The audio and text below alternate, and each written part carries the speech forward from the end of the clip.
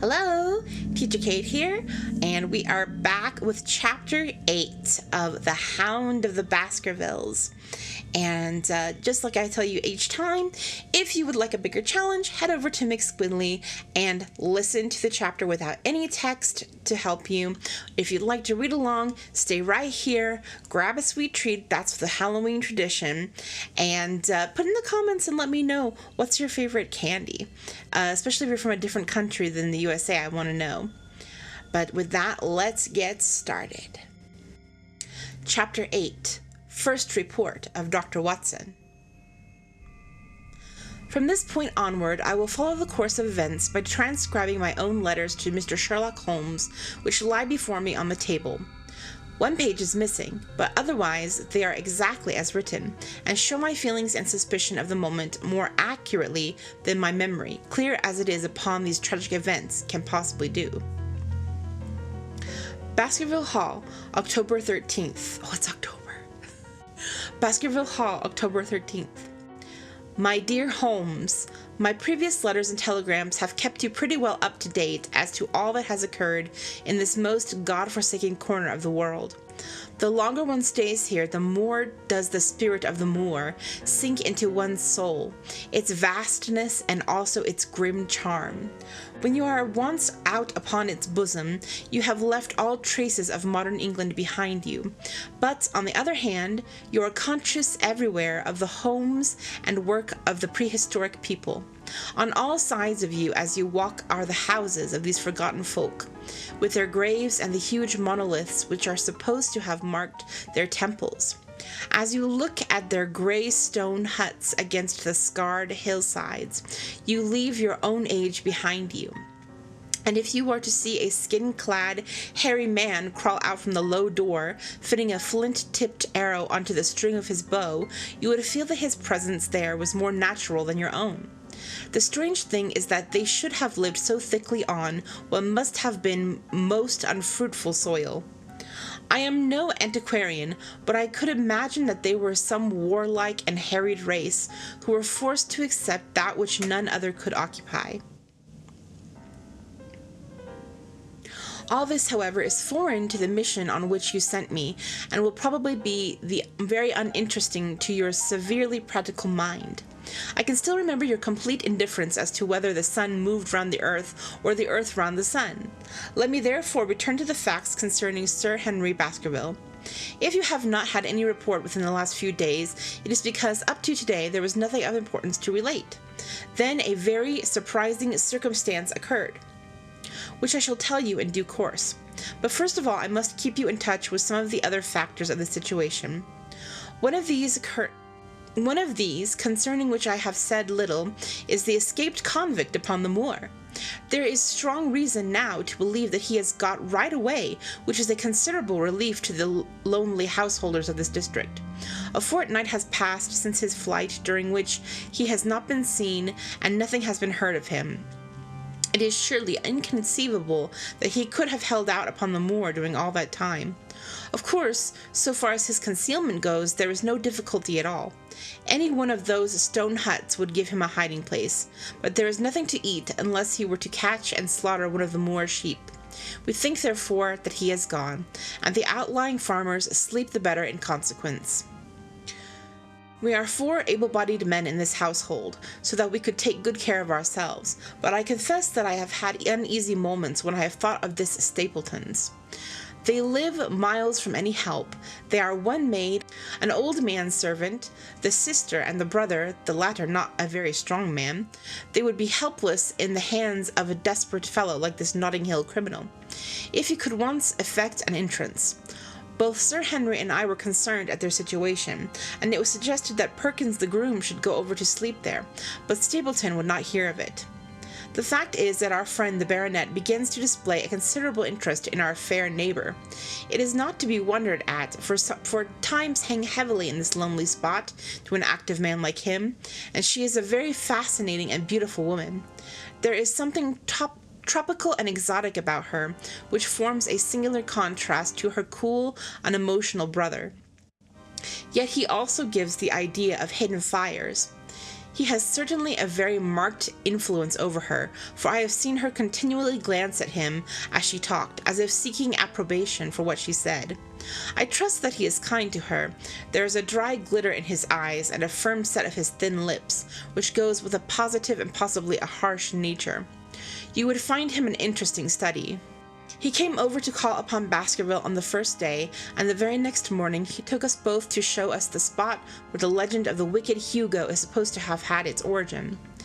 It was an excursion of some miles across the moor, to a place which is so dismal that it might have suggested the story.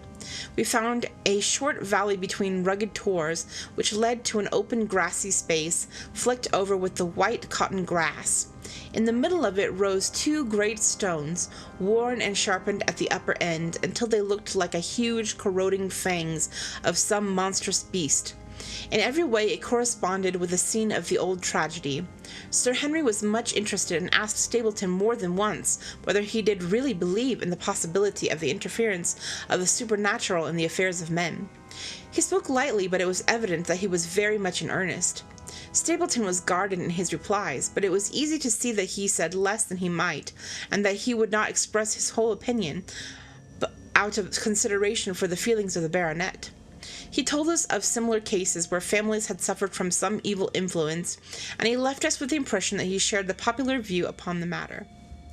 On the way back, we stayed for lunch at Merripit House, and it was there that Sir Henry made the acquaintance of Miss Stapleton. From the first moment he saw her, he appeared to be strongly attracted by her, and I am much mistaken if the feeling was not mutual. He referred to her again and again on our walk home, and since then hardly a day has passed that we have not seen something of the brother and sister. They dine here tonight, and there is some talk of our going to them next week. One would imagine that such a match would be very welcome to Stapleton, and yet I have more than once caught a look of the strangest disapprobation on his face when Sir Henry has been paying some attention to his sister.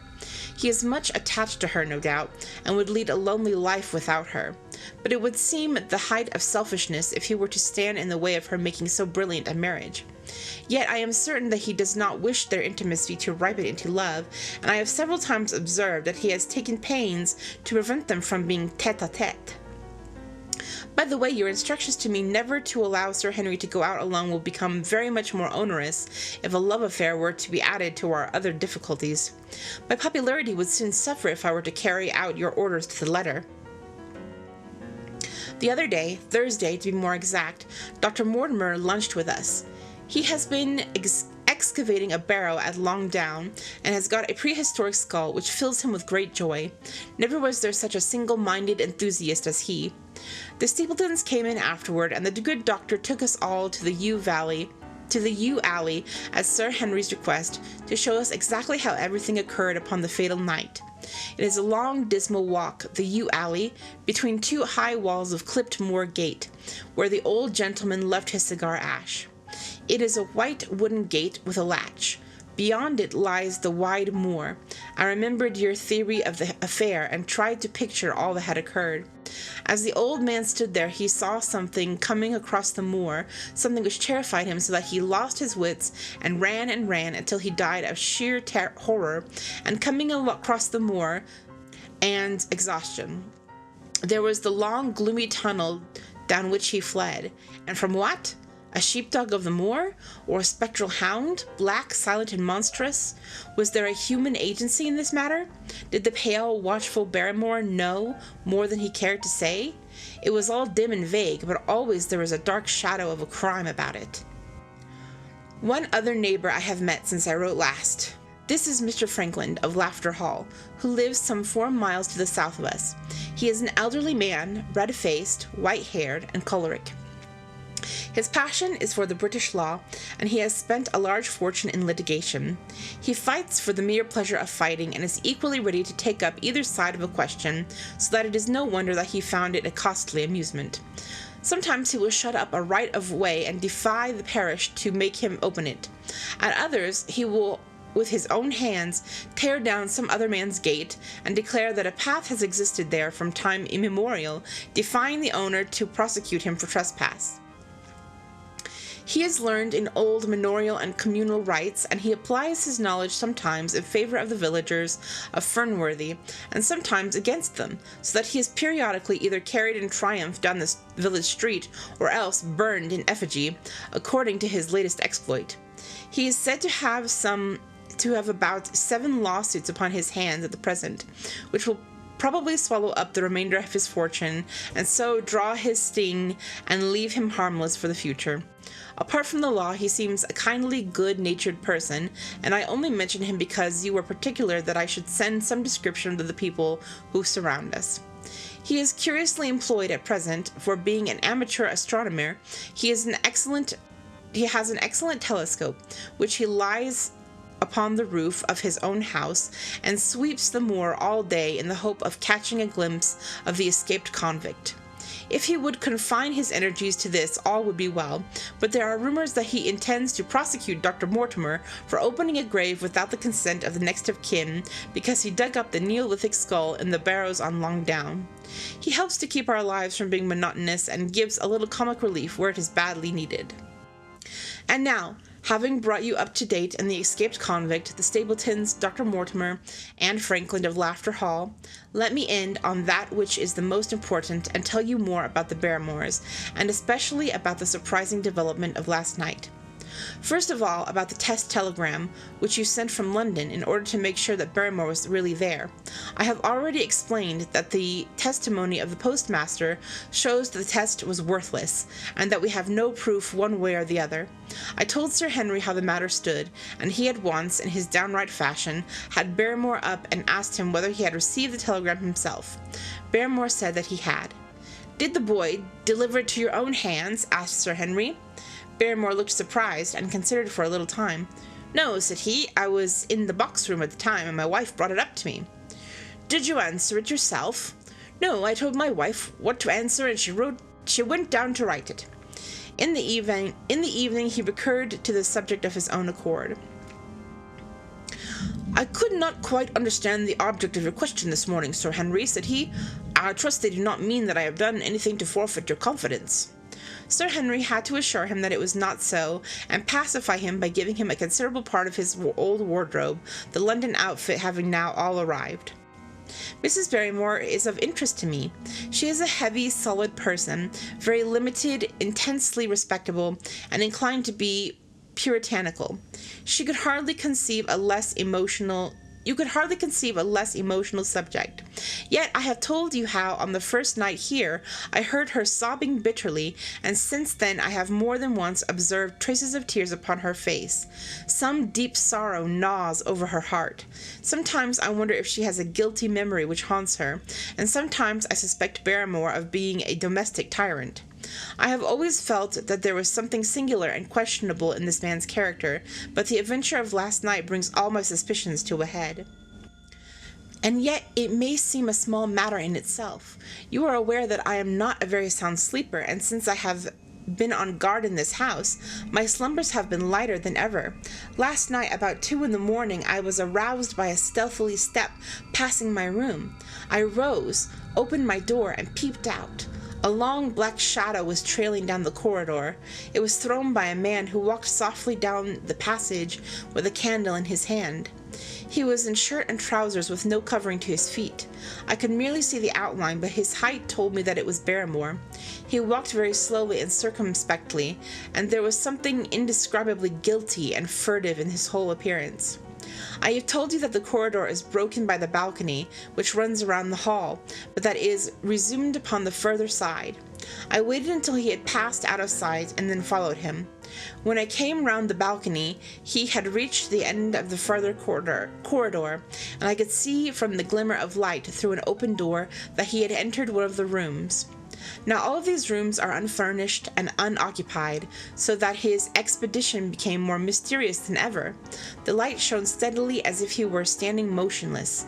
I crept down the passage as noiselessly as I could, and peeped round the corner of the door. Barrymore was crouching at the window with the candle held against the glass. His profile was half turned toward me, and his face seemed to be rigid with expectation as he stared out into the blackness of the moor. For some minutes he stood watching intently. Then he gave a deep groan, and with an impatient gesture he put out the light.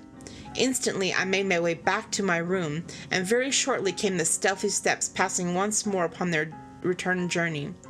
Long afterwards, when I had fallen into a light sleep, I heard a key turn somewhere in the lock, but I could not tell whence the sound came. What it all means I cannot guess, but there is some secret business going on in this house of gloom, which sooner or later we shall get to the bottom of. I do not trouble you with my theories, for you asked me to furnish you only with facts. I have had a long talk with Sir Henry this morning, and we have made a plan of campaign founded upon my observations of last night. I will not speak about it just now, but it should make my next report interesting reading. Okay, so we're gonna stop there. It was not too much happening. I guess we are in the past tense since it is a letter from Dr. Watson. But if you have questions about the vocabulary or questions about what's going on or comments about who could be the criminal, leave them down below and I'll be sure to look at them. But until then, I'll see you tomorrow. Bye!